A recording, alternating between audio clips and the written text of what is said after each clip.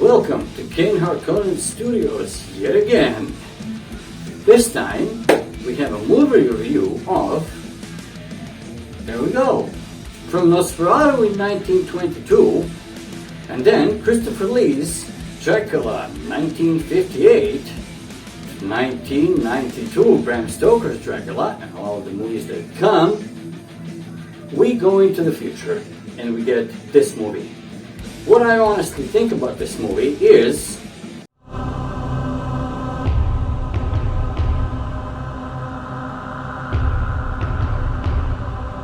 so this movie review is going to be a little bit different than the rest of them. Usually I do visuals, I do special effects, I do story, and then I do an overall impression, right? Well, this time I'm going to shorten all that and concentrate on what is really important in vampire movies, and that, in my opinion, is vampire presentation. This movie was made in 2022. It is an American superhero movie based on the comics of the same name. But is it good? So, here it goes. Short story, right? Here are the actors presented in the movie. $80 million budget, grossed worldwide $167 million. It was panned by critics. But it's really that bad. Short story is, a 10-year-old kid, two of them in Greece, suffer from a blood disorder. It's very bad for them, right? They're going to die. The Morbius, Michael Morbius, his father, enlists him into medical school. 25 years later, the dude is still looking for a cure for him and his friend he calls Milo. And here's where the story thickens, right? So the dude, Michael, ends up on a boat exploring with his own concoctions and vampire bats to create a universal blood that will heal him and his friend. So far so good, no? Yeah, but, and now we have finally reached the most important part of any vampire movie. The story is important, yes, it's good. But the vampire presentation is the most important thing because vampires are something special. Okay? And don't get me wrong, I like the way the faces are presented in the movie. They look good. I like the way their fangs are presented. They have multiple teeth because I do not believe that this presentation of vampire teeth is effective unless they have a suction on both of these teeth that's going to help them suck blood. They would have more skill and would be better equipped if they had multiple teeth, right? No problem. I like that they have speed, agility, and I like that they have heightened senses. Now, from this point on, the way this strength and speed is presented is where the movie falls short and falls flat. And trust me, nobody is more sad than me. Trust me, look at this.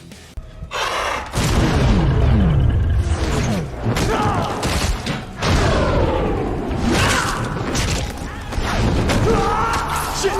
Move it! Move it! What the hell is that thing?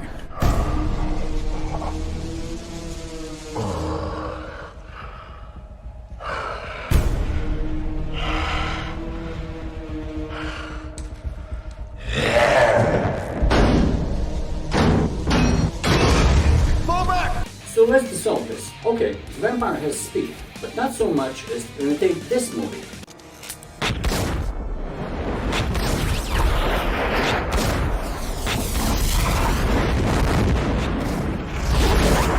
Reason being is, if you want to show speed of a creature, you have to put it into a context. You have to make it into a story. Now, Matrix, the movie that I showed you right now, has a good explanation why this kind of speed is possible, right? Because they can go into a virtual reality, which is how they live in the Matrix, right? And as soon as you become aware of that, yes, you can control the way you act in that virtual reality. Same as a dreamer becomes a dream. When you are aware of your dream, you can do stupid things in the dream. Anything is possible, but it doesn't fit in a vampire movie. Furthermore, let me explain why a vampire doesn't need speed to dodge bullets. His body is dead. Have you ever tried shooting a bullet in a corpse? It doesn't go back, it doesn't twitch, it doesn't do anything, right? A vampire that would be shot with bullets would simply do this.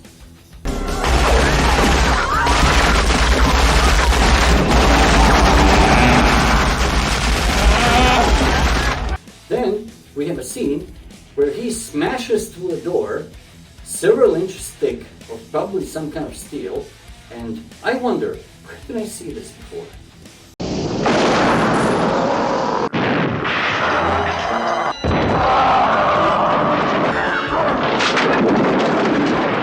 So yeah, a vampire has increased strength several times of a human being, but even 10 human beings, for example, wouldn't be able to smash through 5 inches thick metal door.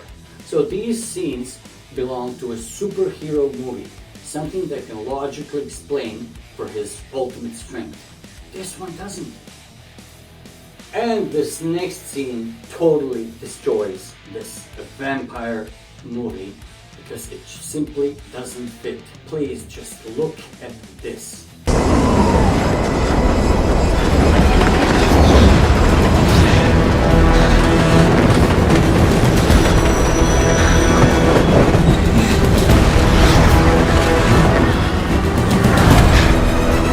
This doesn't fit in this movie because their flight is not the way it's presented in this movie. It doesn't have any logical explanation. Why would a vampire have a flight like that? That he could fly in front of a train at a speed in which he does presented this movie. You know where this thing fits and where it is explained good and obvious? Why? Logically why? Here we go why.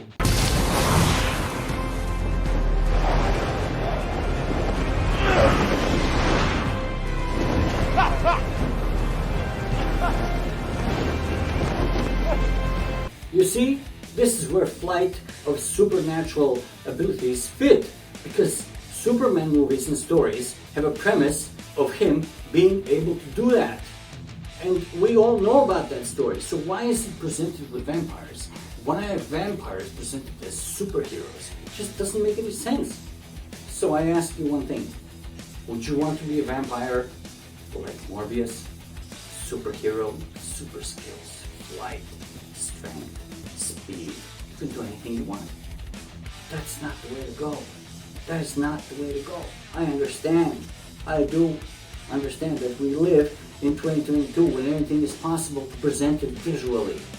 But where did the smart conversation go? Where's the cunning? Where's the conversation that makes you think, is this even natural or humane?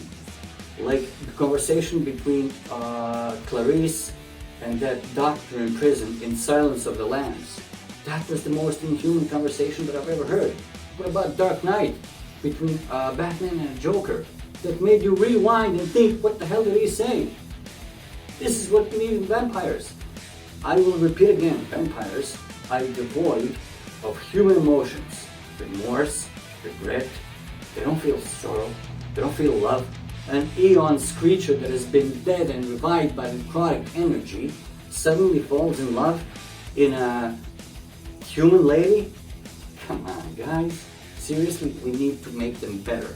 And sadly, since 2014, since Dracula Untold, we still haven't gotten the movie that is going to be the next good vampire movie. With that in mind, I bid you farewell.